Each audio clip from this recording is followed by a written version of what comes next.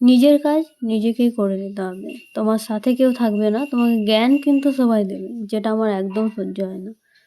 এখন আমার কারো জ্ঞান দেওয়া একদম সহ্য হয় না, জানি না কেন। কেউ কিছু বললে হ্যাঁ আমি একদম চুপচাপ শুনে এক কানে শুনে এক কানে বার করে দিই। আমার কিছু ভালো লাগে না, বলতেও ভালো লাগে না আর শুনতেও ভালো লাগে না। নিজের যা হয় হোক, কিন্তু সবসময় চেষ্টা করি যে ছেলের না হয় কিছু। ওকে অনেক যত্ন করে রাখি, বৃষ্টিতে ভিজেনি কিন্তু তাও ঠান্ডা লেগে গেছে।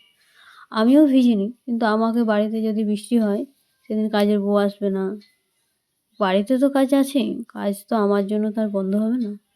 কাজের বউ আসছে না যে আমাকে রান্না করতে হবে না, এসব না। তো আমি ওই জন্য আমার হয়তো ঠান্ডা লাগে, আর ঠান্ডা লাগার ধাত আমার ছোটোর থেকে। তো আমার ছেলেরও দেখছি আমার মতনই হয়ে গেছে। তারপরে ওকে জলদি জলদি খাবার করে টিউশন থেকে নিয়ে এসে ওকে ডাক্তার এলাম। একটু একটুতে দেখিয়ে নিয়েছি, কারণ সর্দিটা বসে গেলে কাশি আরম্ভ হয়ে গেলে 15 দিন এখন কাশছি, কষ্ট পাবে। তার চেয়ে আগে দেখিয়ে নেওয়া ভালো। বাড়িতে এসে পনির আলু সবজিটা করে গেছিলাম, আর ওর জন্য বানিয়েছিলাম বিটের লুচি। হ্যাঁ, ওকে একটু মাঝে মাঝে অন্যরকম খাবার দেওয়ার চেষ্টা করি।